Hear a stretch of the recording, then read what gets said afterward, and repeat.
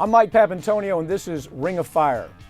Drug companies have always depended on our court system to deliver for them, but now they're trying to get approval from the U.S. Supreme Court to raise drug prices even higher.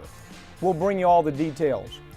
The income disparities in America are reaching an all-time high, and we'll talk about the terrifying reality of the new American plutocracy. And independent media outlets are picking up steam in America, and we'll talk about why more and more people are turning their backs on mainstream media. We'll have all that and more coming up, but right now, you've just entered the Ring of Fire. You can't change Washington from the inside.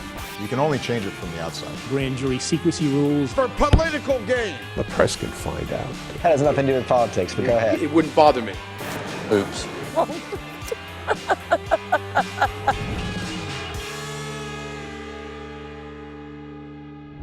The traditional mainstream media has been slowly dying for decades, and in its place, independent nonprofit media outlets are becoming the only source for honest investigative reporting. Joining me now to talk about the importance of independent media is David Pakman, host of the David Pakman Show. David, it seems like there has been such a huge void for independent media to walk into in the last 4 or 5 years that there has been a successful movement by the independent media to replace what has become almost dysfunctional traditional media. What is your take on it? Well, it's become increasingly clear that when you watch corporate media, and I don't even use the term mainstream anymore, because the ideas presented as common and popular on corporate media, they're not actually mainstream if you look at polling. In other words, we could look at any number of issues. People are getting tired of that. They watch corporate media. They recognize what they believe isn't really being portrayed. When it is, it's being often cast in this kind of, on the one hand, on the other hand, false equivalency. Let's have an advocate for any crazy notion and debate it kind of point of view. And people just don't like it. So yeah, understandably, a lot of independent media outlets now are doing well. They're growing, and I can only imagine it's going to be a bigger and bigger piece of the media pie as we go forward. Yeah, I mean, we have a media that seems so afraid of their corporate backers that they want to create this idea that there's two sides to every story. There is no two sides to the Holocaust, for example. There's no two sides to a story like that. There is no two sides to the idea of crime running rampant on Wall Street, but nevertheless, corporate media says we have to tell that story because, as you point out, what used to be traditional media really is nothing more than corporate media. David, here's the thing I wonder about. What does it take for the average American to have enough damn character and sense to turn off Dancing with the Stars, to say, I don't really care what Kim Kardashian wore today. I don't care whether Lindsay Lohan is in drug rehab this week. What I care about is what's happening around me. What does it take for the average American to say, by God, I can turn off the TV set, I can move to a different medium? Have we just become so dumbed down that that's not possible? Well, it's really a media literacy question, right? I mean, I don't see anything wrong with enjoying or indulging in whatever entertainment is appealing to you, as long as you know, oh, this is entertainment, and this is news reporting, and this is news opinion. But some of the most successful corporate media outlets have blurred the lines between all of these things. You watch and you can't tell the difference. Is this news or is this opinion? You watch and you don't know, is this entertainment or is this news? And that's actually, it's by design, right? In other words, a lot of money is being made by big media by blurring those lines. Well, what we've seen is there are some emerging hope. There is Free Speech TV. There is RT America, which is an emerging network that will go toe-to-toe with CNN and MSNBC. And they have the money to do it. They have the ability to do it, just like Free Speech TV now is more and more attracting people who understand that everything is on the line here. Where do you see this going as far as a pace that new media will move into replace corporate media more and more?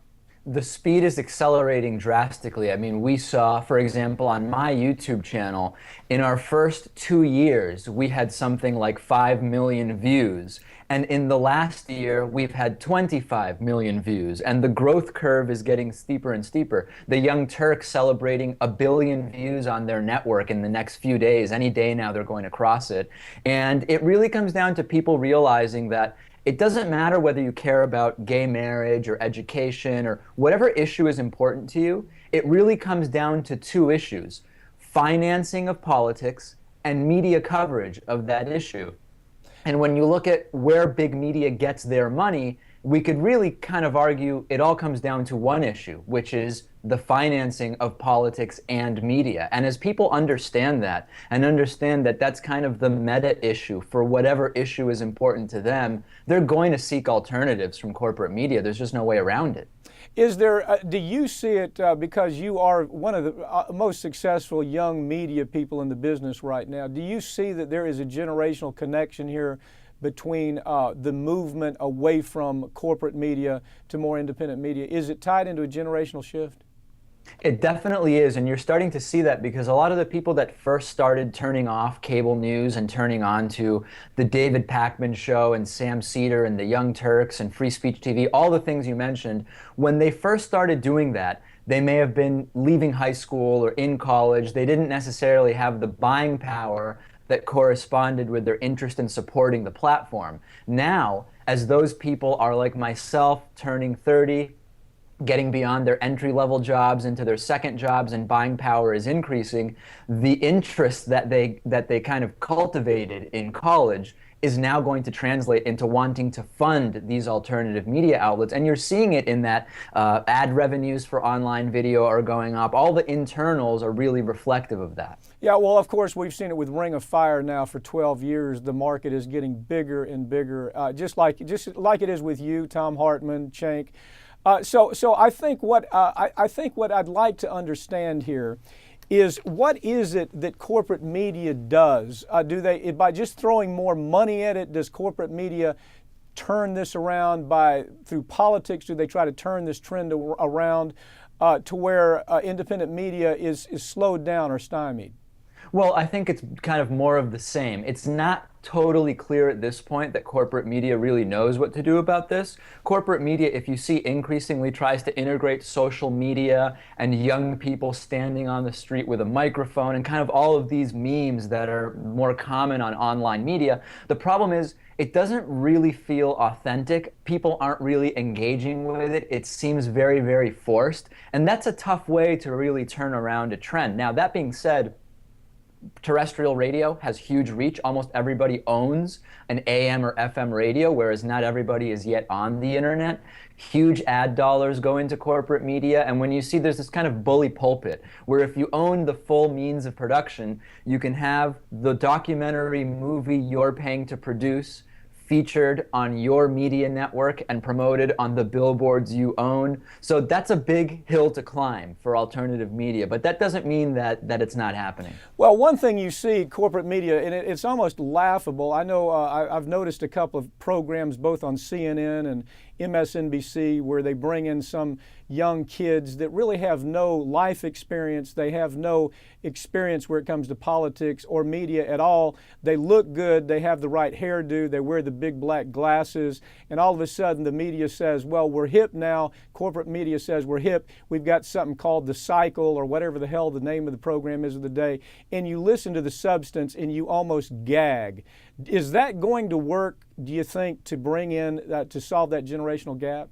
No, I don't think it is, and I think the ratings are kind of reflecting that it's not working. And we can kind of point out that even though they have kind of, like you said, they're checking off a lot of boxes that presumably mean, oh, they're doing something different, but you still have these huge false balance issues. For example, on climate change, those shows, which are very hip, will still bring in one person who supports the side, Well, almost every peer-reviewed article in the last 20 years says humans have an effect on climate change. Right. And then they bring on one person who says, well, I'm part of the 0.16% who says it's kind of unclear, and it's framed under this controversy. Like, well, let's hear what everybody has to say, when there is no controversy there. So they have the black glasses, like you said, but it's a lot of the same old stuff. Yeah, they've got the gelled hair, they've got the black glasses, they've got the good-looking commentator, the African-American commentator, and all of a sudden, corporate media says, we have figured out how to break through.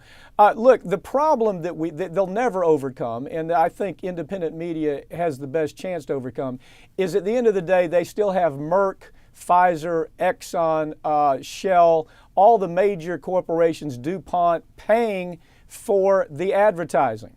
And the advertising is always going to determine what those people say. We've seen people removed from the network that had the highest ratings on the network. We saw the stories go on and on, whatever the network is, whichever story you're talking about, where you have a commentator that says, look, I'm here to be a journalist. I'm here to tell the truth. And yes, I understand that Boeing may be advertising with us, but I still have to talk about the Boeing crime scandals when there is a crime scandal. So isn't that something that independent media doesn't have to worry about, that corporate media will never be able to get away from? This is the problem. So my example about climate change, or whatever examples we have, it really comes down to that. And it's the same argument politicians make. Many politicians say, listen, it doesn't matter that Goldman Sachs gave me a bunch of money for my campaign. I'm going to make decisions totally independent of who's given me money. Very hard to believe. Why is it any different with big media? Now, with the Deepwater Horizon spill, we went from what appeared to be critical coverage from Anderson Cooper about what was happening directly into a commercial for BP advertising. Right. That is just an obvious to anybody who's watching conflict of interest, and that's the number one problem. Well, in the old days, of course, I was a journalism news editing major at University of Florida, and the thing that we heard most about is there are two different departments. Well, there's three different. One is an entertainment department, the other is an advertising department, and the other one is the news department. And those three departments never mixed. If Tom Hartman I interviewed a couple of weeks ago, he said the same thing I remember. You never had lunch with the advertisers if you're in the news business. There's a reason for that, isn't it? What is it? Well, it's absolutely right, and I'm experiencing this firsthand. We just hired our first ad sales guy a couple of weeks ago, which I'm thrilled that we were able to do. And right away, he's saying, you know, the advertiser's interested, but they just kind of want to know, would you be willing to cover this or that for them, this type of thing? It instantly happens. And if this is happening at my small level, we can only imagine what the conversations are behind closed doors at big corporate media. And when there's way bigger dollars at stake than what I have at stake, we have to be asking the question of, well, how does that conversation go? What is said about favorable coverage, or more importantly, just avoiding stories altogether that might be inconvenient? David Pakman, you give me hope. I'm so glad to see you out there, and I'm so glad to see that you're building this process of the independent media. Thank you. Thanks for having me. This was great. Just ahead, we'll find out if the wealth gap in America has finally transformed this country into a real plutocracy. We'll be right back with more Ring of Fire.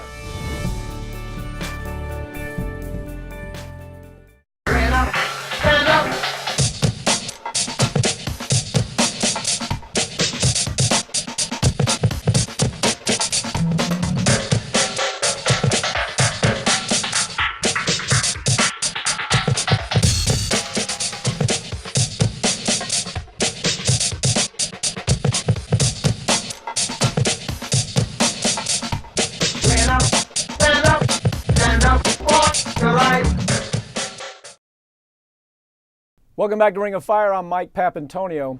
The gap between the haves and the have-nots continues to grow at an alarming rate. And as a result, our country's creeping closer and closer to becoming a full-blown plutocracy. Joining me now to talk about this are attorneys Joe Cotchett and Howard Nations.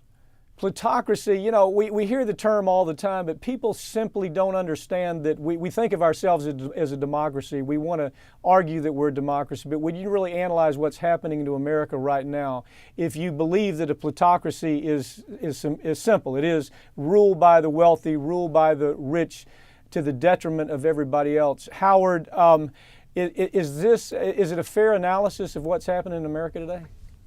It's a completely fair analysis, Mike, because if you look at the last two generations, the 40 years since 1973, the gross income distribution has been upward to 80% of the national wealth has gone to the upper 2% during that two generations, and 65% of the wealth has gone to the upper 1%. We heard a lot about the upper 1% in the last election.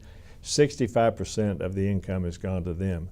At the same time, salaried workers have had a 20 to 28% rise in real income in that same 40-year period. Now, that does not reflect what's happened in the country. In the country, the gross domestic product in that same time frame is up 110%, but the wealth from that gross domestic product increase obviously migrated to the top. But the most shocking statistic of all that supports this whole idea is that from 2000 to 2012, the real net worth of 90% of Americans has declined by 25%. Joe, that's outrageous. It's incredible. Joe, let me ask you, part of it, we like to say, well, this is just a Republican problem, but if you look at the cycle from 1973, we've had a predatory extraction from money from our system that has been where Democrats have participated just as aggressively where it comes to moving that money. And if you look at the term plutocracy, it is where you have influence of the wealthy to the detriment of kind of the have-nots of the society. And what's your take on it, beginning with the Clinton era, for example? Clinton was no fan of real democracy. Well, regardless of what fan he was, one thing is absolutely clear, that Wall Street dominates this country, and it's Washington's problem. Let me give you one example real quick. Carnival Lines, that takes hundreds of millions of dollars out of the United States, pays less than 1% in taxes because they register all their ships in Panama. Yesterday or last week or whenever, because of their problems recently, the United States government asked them to just pay back a little bit of money for what we as taxpayers spent in the Gulf with their latest catastrophe. They told us in very polite words they weren't going to pay a dime. How about all the hedge fund managers that made, if you can believe this, and along with Howard's statistics, they just released hedge fund managers' salaries. 20 to 25 million was the lowest, with the top 10 making anywhere from 2 to 4 billion, B with a B, billion. And they get taxed on a rate which is not what you and I and everyone else that's looking at this pay. They get paid on capital gains. So really what this is a Washington problem. And you're absolutely right. It has nothing to do with political registration. The Democrats are just as problematic as the Republican Party for their failure to take on corporate America. Howard, isn't part of the problem that when you put wealth up in the 1% or the 2%, the net effect, the domino effect is they control the politics, they control the regulations, they control virtually every part of they control the media, they control every part of our society to where a plutocracy, a true plutocracy, that is where it is ruled by the wealthy, who has the most money, where it's the golden rule is the person with the most gold makes all the rules. Isn't that kind of how plutocracy works? And how can you possibly deny that that's not existing in this country today? Well, it's certainly existing in the country today. You know, we heard the term too big to fail in 2008. Now we have a new term that just came out of Eric Holder, out of the Justice Department. He just said that it is not a question of violations by Wall Street. It's a question of economic stability. What would it do to the economic stability of the country if we prosecuted Wall Street for all the wrongs they did and for the trillions of dollars that they stole? In other words, he's saying they're just too big to prosecute. Too big to jail. Let's look back. The only prosecutions they've had successfully, Martha Stewart. Wow. And you know, even Bernie Madoff was not prosecuted until he turned himself in. Well, that It's is, ridiculous. Joe, it is because there is a double standard here.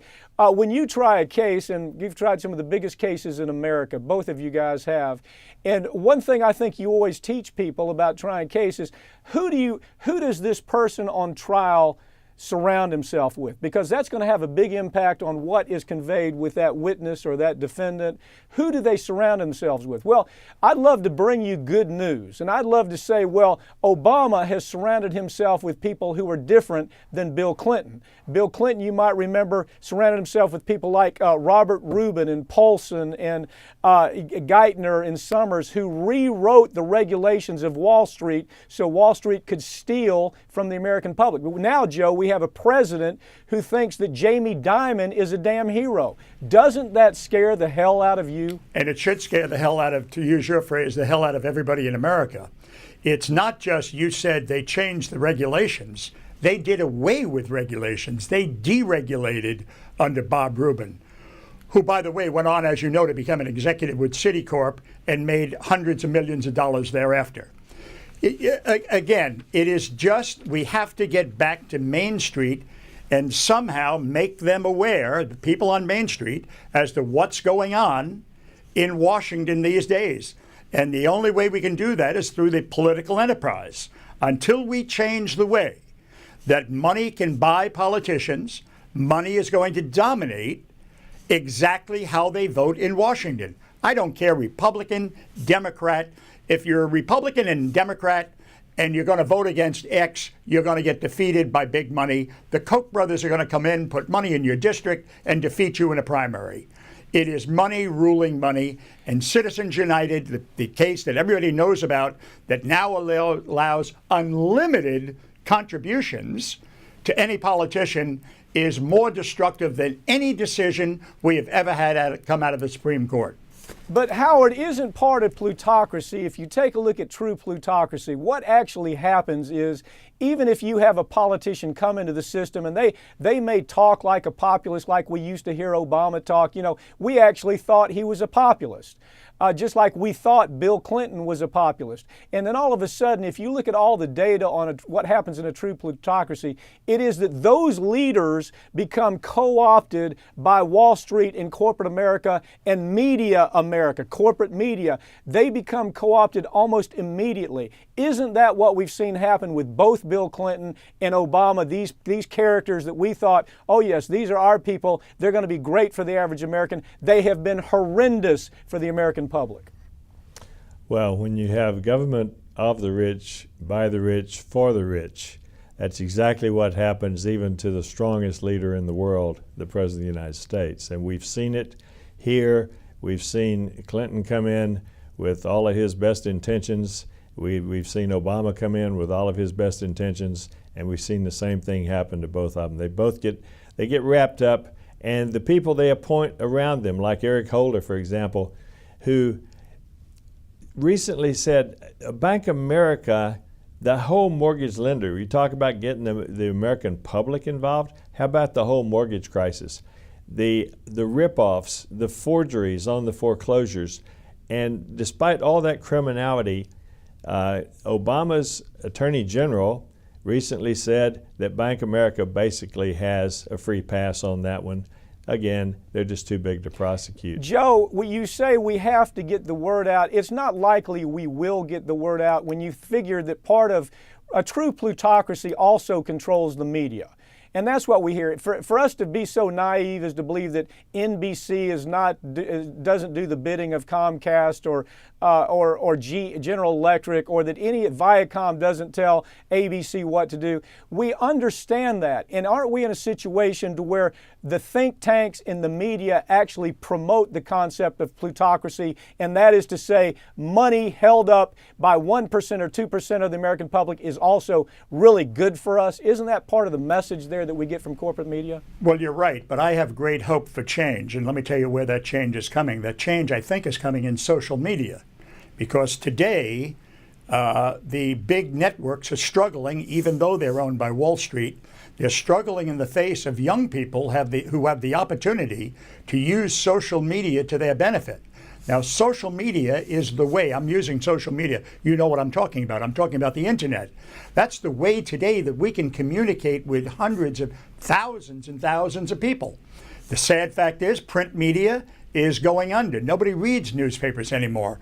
But the youth of our country have an opportunity now to speak to each other and stop, I hope, the nonsense from what's going on. I want to go back and make one comment on something Howard just said. Howard was so right when he said that Bill Clinton and Obama came into Washington very well intended. I, for a moment, believe everything they said when they ran for public office.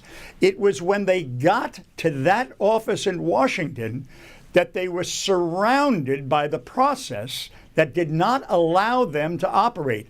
Hopefully today, with a new media ability, that is to say, shows like you're doing right now, that kids, young people, they're our leaders of tomorrow.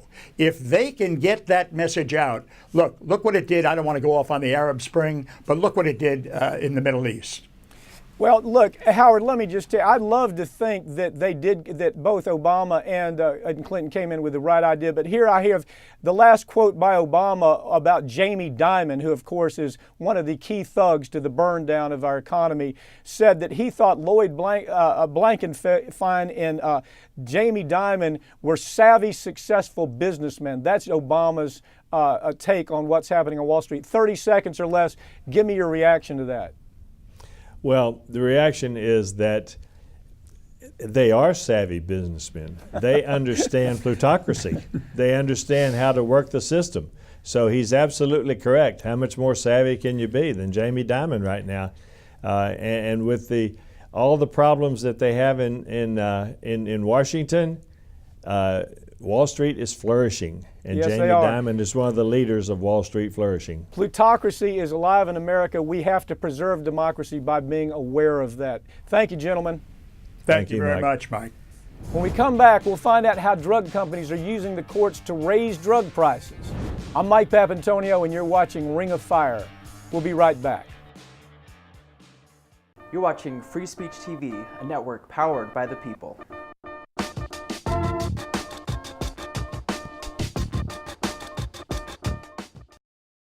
Welcome back to Ring of Fire. I'm Mike Papantonio. When it comes to political power, few groups are more influential than the drug industry. Not only do they have the FDA in their pocket, but now they're going to have the federal courts in their pocket. Joining me now to talk about how these companies use the courts for personal gain is investigative journalist David Dayen. David, as Americans, we're aware of very important social issues that are before the Supreme Court, whether it's women's rights issues, civil rights issues, gender marriage issues. And you always see people becoming very active around those issues. But it seems to me that they're missing some critical elements of what the Supreme Court is up to with the drug industry right now. Give us a couple of stories about some of the things that we're not paying attention to that are just critical.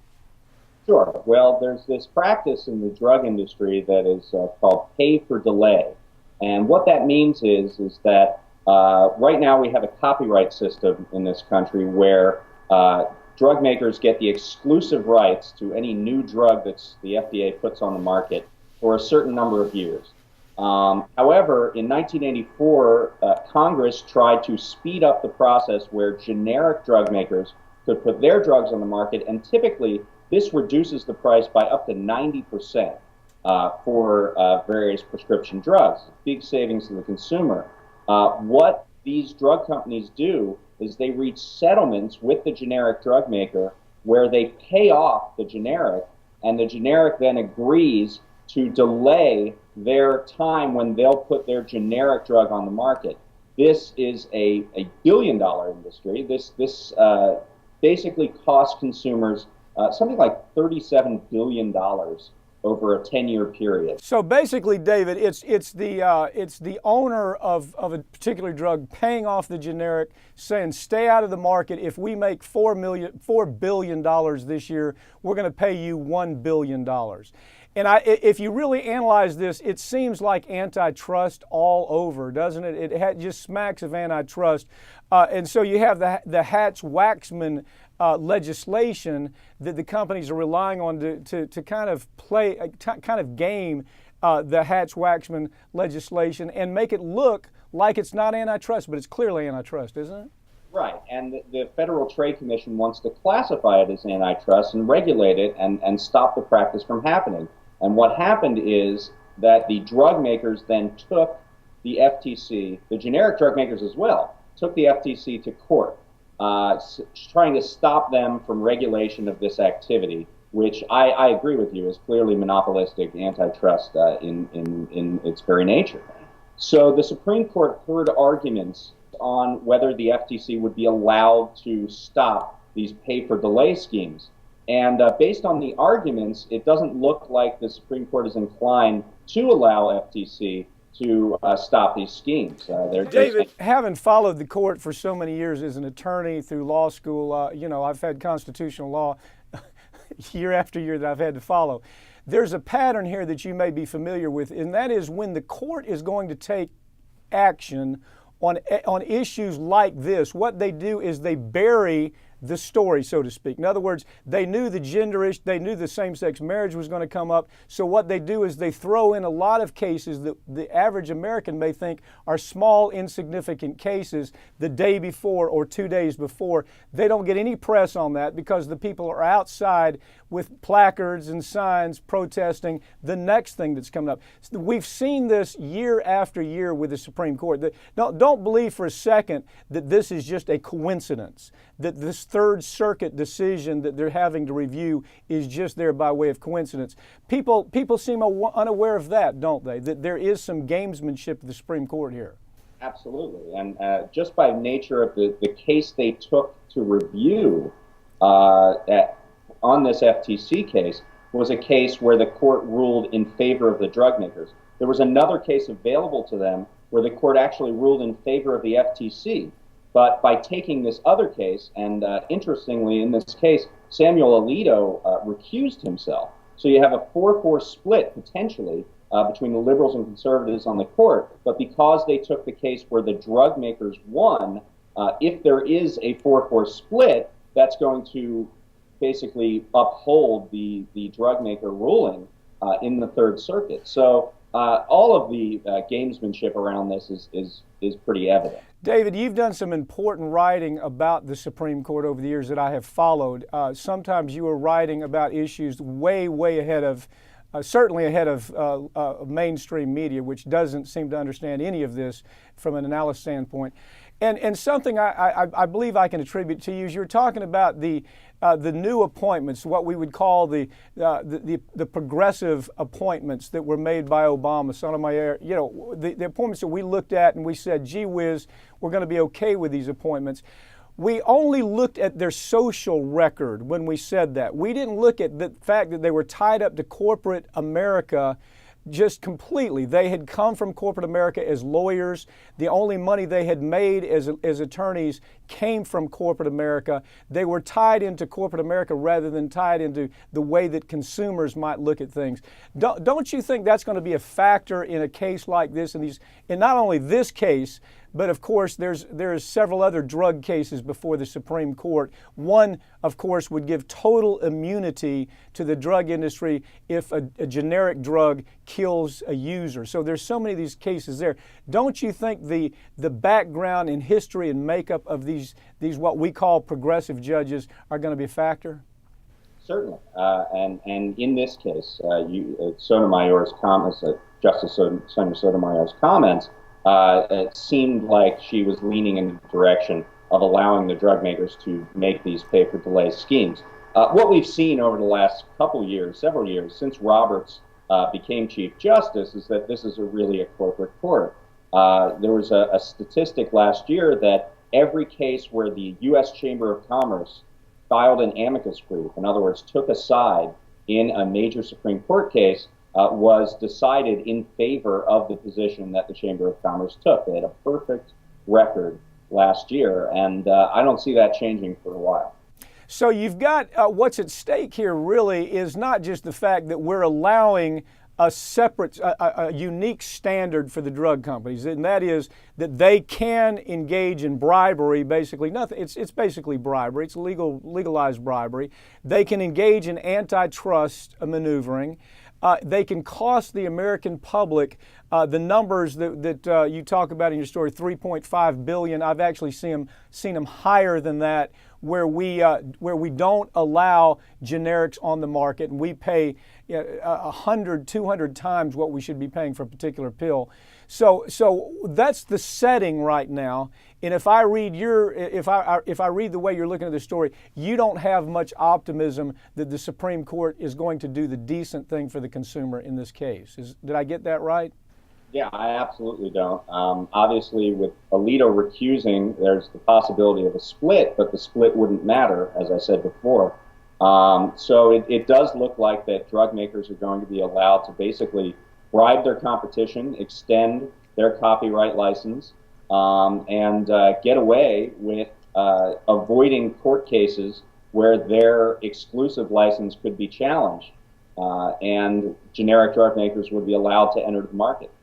You know, David, I hope you'll do some writing on the issue, the case that I was talking about, where the question is now becoming, if a generic drug maker takes a drug that they knew or could have known or should have known was dangerous, that it was defective, that it could cause harm, could cause death in the user and the consumer, and they sell that drug, the Supreme Court is actually saying, they're considering right now, along with this case, should we give that generic drug maker a free pass? Should they get total immunity because the FDA at some point has given permission of the original maker to sell the drug?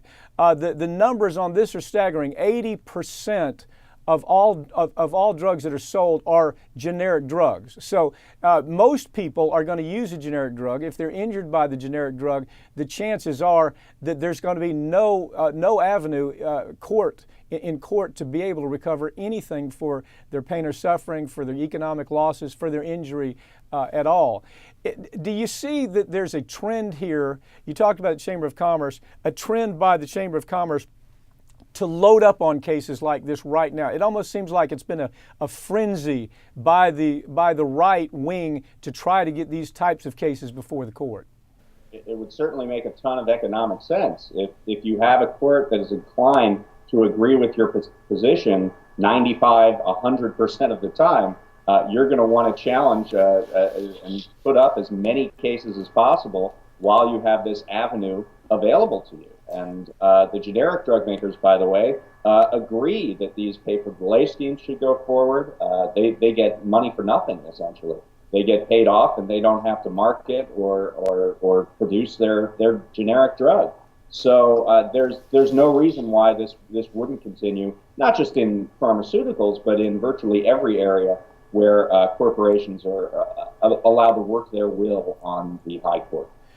David, isn't this just another one of this is another angle the drug companies are using to be able to extract more money from their original product? One thing they do to extend the patent on a case, on a product, is to say, well, we're using it slightly differently. We have a new idea. We're doing something different with it. That's a pattern we've seen with the drug companies for a long time. Explain how that works.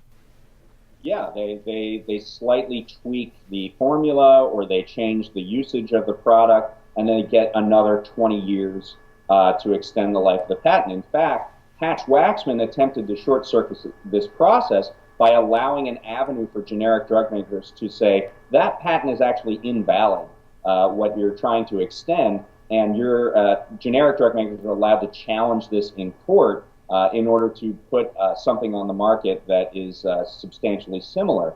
And then that's where we derive these pay-for-delay schemes from.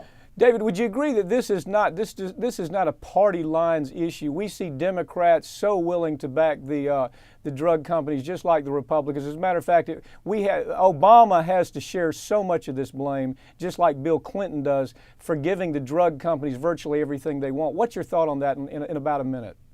Yeah, certainly. I mean, if you look at the Affordable Care Act, there was a proposal to allow Medicare to buy or to import drugs from Canada and other countries where they're much cheaper, and that was stopped mostly by a coalition of Democrats. Democrats in states with high pharmaceuticals like New Jersey, other states were totally against that. There was sort of a deal made where Medicare is not allowed to bargain for prescription drugs the way other nationalized healthcare systems are. And in support, there was a token amount of money by the drug industry given back. And Democrats lined up behind both of those things, didn't they, David? Thank you for joining me. Thank you for following this story. We'll have you back to talk about it some more. Thank you very much. Coming up, we'll find out how the risky gambling on Wall Street puts your personal savings accounts at risk. I'm Mike Papantonio. We'll be right back with more Ring of Fire.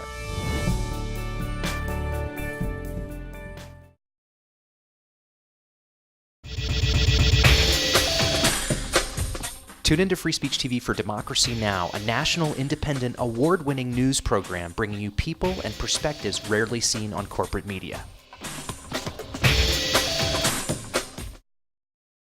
Welcome back to Ring of Fire. I'm Mike Papantonio. The dishonest and risky behavior of investors on Wall Street helped push our country deep into a recession.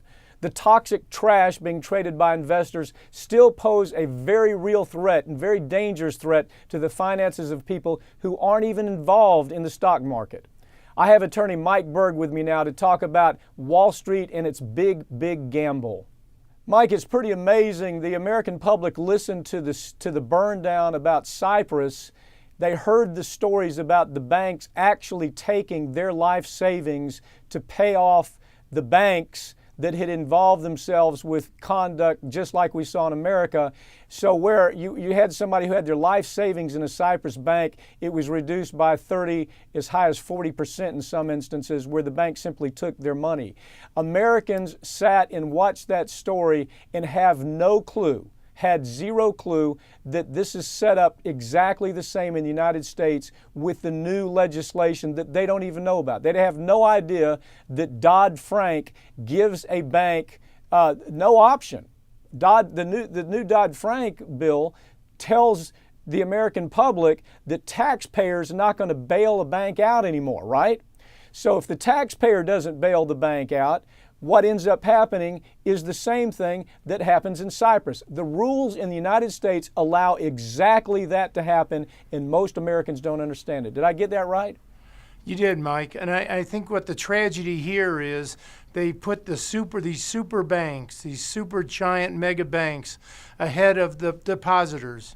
The only place they can get the money if they run out of money or they get involved with these derivatives, which we know they're doing, is to get the money from the depositors. And that's not only the individual depositors, but there are banks, little banks around the country that use those banks for deposits. So really, this could be a domino effect that could be so devastating it could wipe out deposits across the United States. Okay, let me set this up just so the viewers understand exactly how serious this is. There's two parts to it, but the two major parts. The first part is the 2005 Bankruptcy Act, which says that you have derivative claims that have a superior position over all the other claimants. In other words, if there's a derivative scam that takes place, there's investors in that derivative, maybe out of Wall Street, maybe out of LA, wherever the investors are, those derivative claimants get their money first, okay? Not the people who have money deposited in that bank.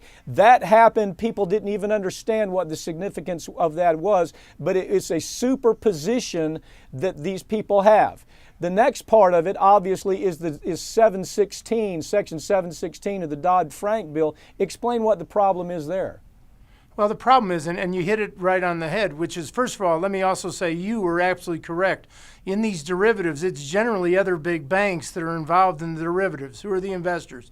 So what they're doing is you really have, you have the fox guarding the hen house. So when they made the change to the bankruptcy law, it was to protect themselves. Now we go to the priority in terms of how we now, under Dodd-Frank Act, as to what happens. Well, we can't go to the taxpayers anymore, and they have a super priority.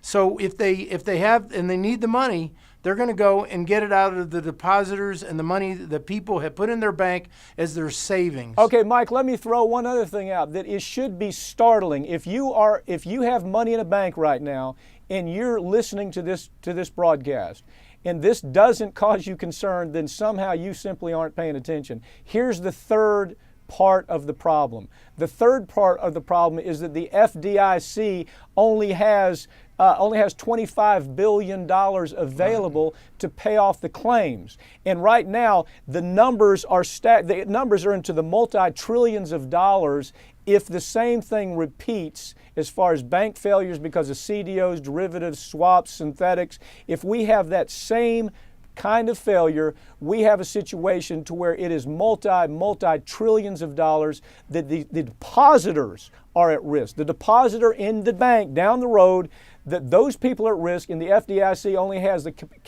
capacity for $25 billion. That should scare the hell out of people, shouldn't it? Well, the numbers I've seen are over 200 trillion are at risk. Right. You compare that to 25 billion, I mean, it's a small percentage of it. And I must say, what's going on here is what we've all talked about previously, and what's the most scary part is we now have the big banks and the corporations and the big banks here controlling government and getting basically, they're going to be insulated, and yet the individual depositors are going to have to pay the price.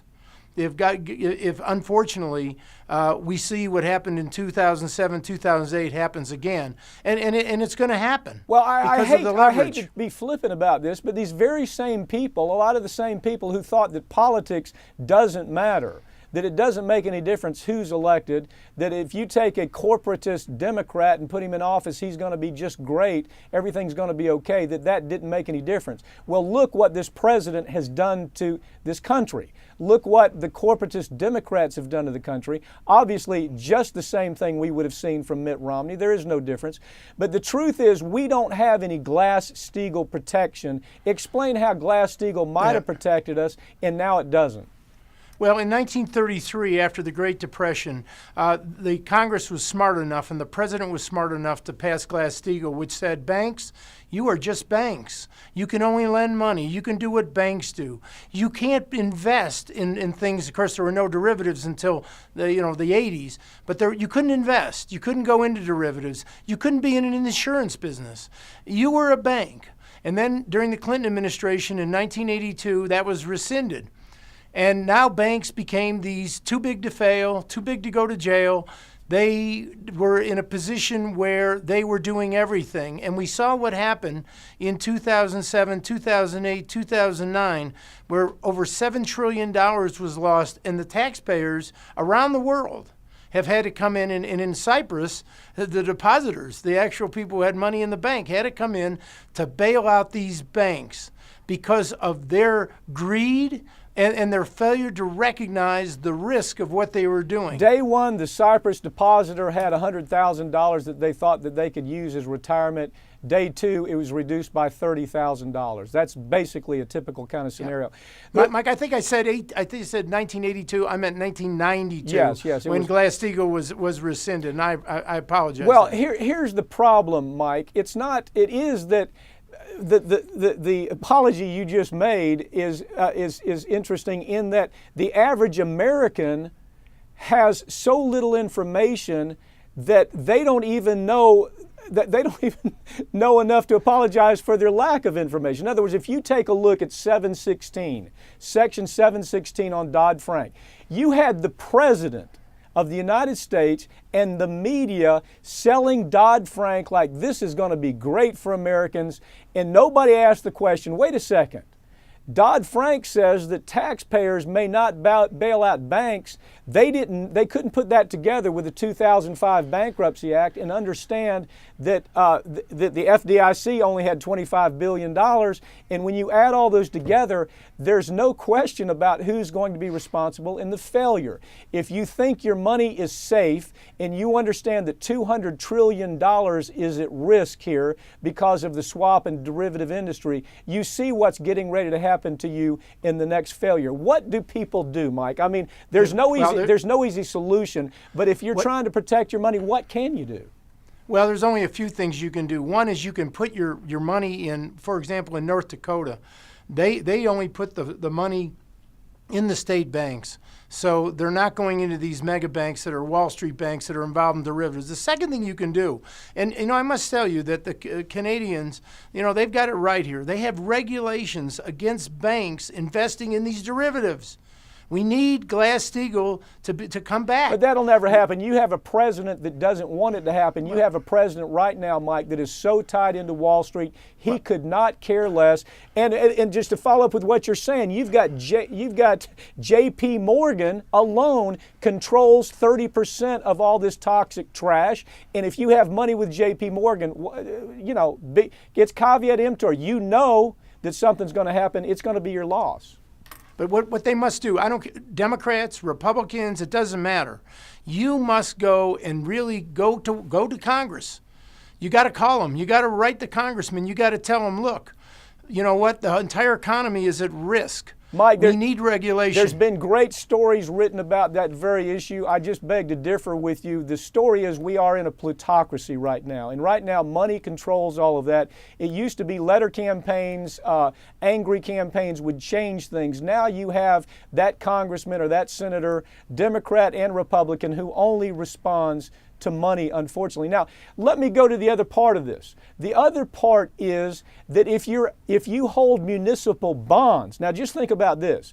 You think you have tax-free municipal bonds, everything's okay, everything's going to be just fine, but what you don't realize is that same municipality also has a lion's share of their money in these same derivatives and toxic trash that just burned down. So when it burns down, that municipality loses, and what happens to the bond, Mike? Well, basically it's worthless. And that's what happened in 2007, 2008, 2009. We have states. We have municipalities that have gone bankrupt as a result of their investments in what they thought were safe investments, which were told to them by these giant banks, and they were involved in these derivatives and these CDOs. And what we're looking at, though, is the crisis is not going away like everyone's been told. It's getting bigger and bigger and bigger. Well, this is exactly what happened in the Clinton years. I mean, Clinton had this, it was all smoke and mirrors, Mike. I mean, Clinton had Wall Street at full tilt, creating toxic trash. You had the Rubin Group, the Geithner, Rubin, Summers, Paulson Group. You had all of those people creating trash, toxic trash. They didn't make anything. They didn't build cars. They didn't build airplanes. They built nothing. They did nothing for this economy except create toxic trash. In about a minute, tell me, are there any differences, and do you see us on the same path in about a minute? We're on the same path. The names you mentioned, to me, it's funny. People say, Geithner, and they talk about Paul. Goldman Sachs, that's where they came from. They all come from Wall Street. The people who are making the policy are from Wall Street. They have made hundreds of millions of dollars themselves as a result of what they're doing. It's not going to change as long as the President of the United States allows the people who are running the economy to be wedded to Wall Street and have their own financial interests put ahead of that of the country. And Mike, unfortunately, as I watch this president day to day, I mean, just a year ago, he called Jamie Dimon a genius. Now, Jamie Dimon, as you know, the man should be in handcuffs, but our president called him a genius. That's the sign of the times. Michael Burg, as usual, thanks for joining me. Thank you. That's it this week on Ring of Fire, but you can keep up with us throughout the week online at ringoffireradio.com or on Twitter at Ring of Fire Radio and on Facebook. I'm Mike Papantonio, and we'll see you next week right here on Ring of Fire.